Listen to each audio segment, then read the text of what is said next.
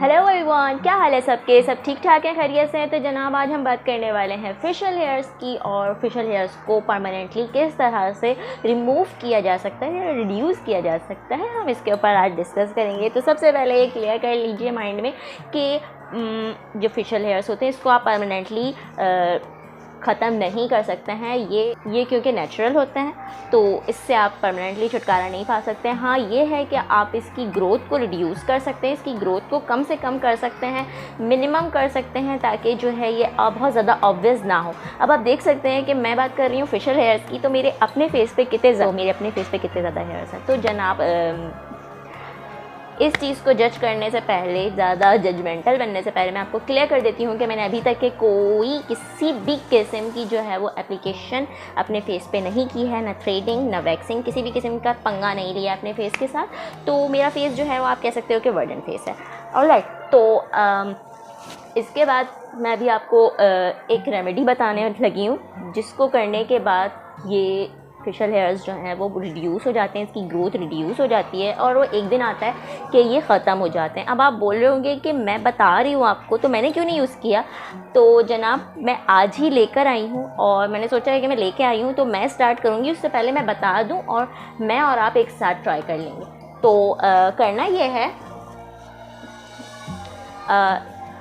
ये आप देख सकते हो, ये है एलम, इसको इंग्लिश में कहते हैं एलम, और उर्दू में आपको पंसार की दुकान से या किसी भी स्टोर वगैरह से या किसी भी दुकान वाले से आप कहें कि मुझे फिटकरी चाहिए तो ये फिटकरी आपको मिल जाएगी। फिटकरी याद कर लें, फिटकरी होती है, ये क्रिस्टल क्लियर शेप में मौजूद होती है। ये एक और है मेरे पास, ये देखें, ये है फिटकरी। ठीक है, इसको आपने करना ये है, आपको इसको ग्राइंडर में डाल के आपको इसको अच्छे से जो है वो पाउडर्ड फॉर्म में कर लेना है। चाहे आप इसको ग्राइंडर में करें पाउडर्ड फॉर्म में, चाहे आप इसको मॉर्टर में डाल के करें। ठीक है, आपको इसको कर लेना है बिल्कुल पाउडर्ड फॉर्म, और इसको रख लेना है एक छोटा सा कोई भी जार हो, कोई भी बॉटल हो, आप उसको रख लें।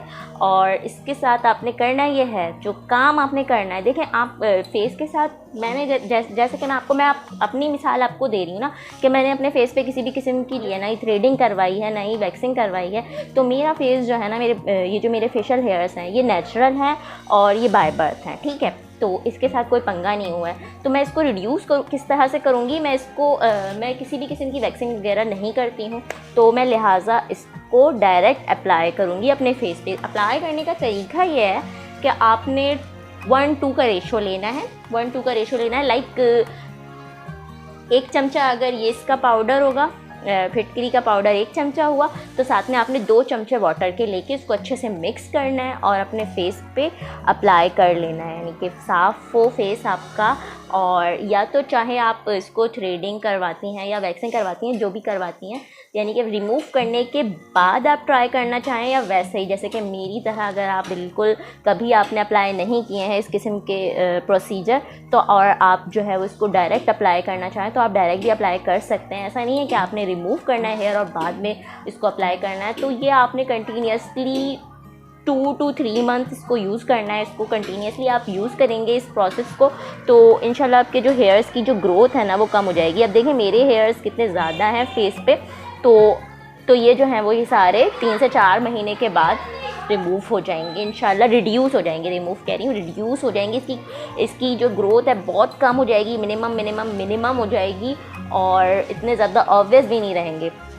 तो सेकेंडली इसके ये एक और फ़ायदा मैं आपको इसका डिस्कस करूँगी इसके साथ, कि ना सिर्फ ये कि ये हेयर ग्रोथ को रिड्यूस करता है, बल्कि ये आपके जो एक्नी और पिंपल्स वगैरह आ जाते हैं फेस के ऊपर, तो जैसे कि मेरे आ गई थी तो ये चली गई है, या आ गए थे मेरे पिंपल्स तो ये चले गए खैर, तो इसके निशानों को भी गायब करता है। इसके साथ साथ आपकी स्किन टाइटनिंग भी करता है, यानी कि स्किन जिसकी लटक जाती है एजिंग के थ्रू या किसी भी वजह से, तो वो इसको स्किन टाइट करता है। ठीक है, तो ये इसका दूसरा फ़ायदा हो गया, 3 फ़ायदे इसके हो गए।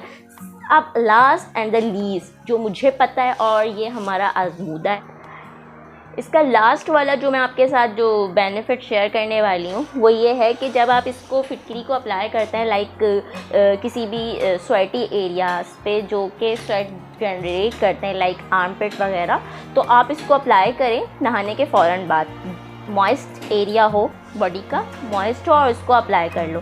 तो इस तरीके से अगर आपके बहुत ज़्यादा स्वेटिंग होती है ना, तो स्वेट ऑब्वियसली स्वेट के बाद जो है वो बू आती है, तो उसको उस बू को रिड्यूस करता है, उसको ख़त्म कर देता है। ये मेरे भाई का आजमूदा है, तो उसने ये ट्राई किया था क्योंकि उसकी बहुत ज़्यादा स्वेटिंग में से स्मेल आती थी, तो बर्दाश्त के काबिल नहीं होती थी। तो इन्होंने ये स्टार्ट किया है, ये वाला प्रोसीजर ये रखे रहते हैं वो अपने वॉशरूम में, और जब भी वो निकलते हैं नहा के तो ये अप्लाई कर लेते हैं। तो इससे क्या होता है, इससे इनकी जो है स्मेल वगैरह ख़त्म हो गई है। 3 महीने बाद हम देखते हैं कि हमारे कितने रिमूव हुए हैं, क्योंकि मुझे भी ये किसी ने बताया था, तो मैं फ़ौरन इसको ट्राई करूँगी।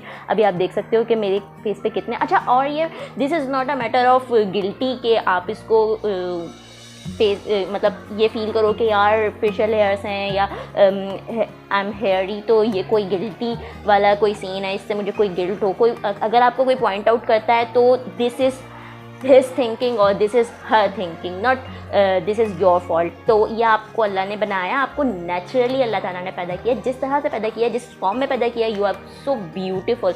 तो आपको किसी की वजह से अपने आप को डिग्रेड करने, खुद को डिमोटिवेट करने की ज़रूरत नहीं है किसी भी तरह से।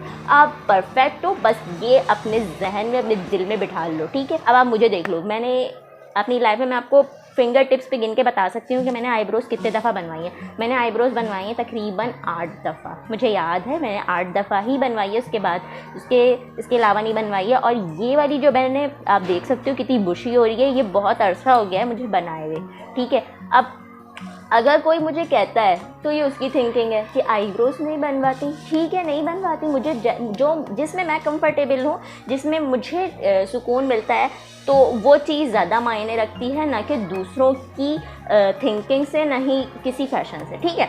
तो मुझे इसमें सुकून है, तो मैं इसके साथ खुश हूँ। अब मैं आपको एक और बात आपको बताऊँ कि ये जो बुशी आइज़ है ना, इसका अनकरीब फैशन आने वाला है, क्योंकि आप देखेंगे जितने भी मॉडल्स हैं, जितने भी हीरोइंस हैं, आप मेजॉरिटीज़ को आप चेक कर लीजिए। आई थिंक ये जो है वो फैशन हमारा अपकमिंग ट्रेंड में आने वाला है। तो मुझे इससे कोई मसला नहीं है यार, दो लोग जो सोचते हैं उनको सोचने दें, बस आप खुद को जो है वो कंफर्ट फील रखें कि हाँ, आप अगर इस कंफर्ट जोन के अंदर हैं, आप अपने आप को बेहतर महसूस करते हैं, तो यू आर गुड। नो, इतना ज़्यादा सोचने की ज़रूरत नहीं है, ठीक है। तो मुझे इजाज़त दीजिए, दुआओं में याद रखिएगा और चैनल को सब्सक्राइब कर लीजिए, ठीक है। थैंक यू सो मच, अल्लाह हाफ़िज़।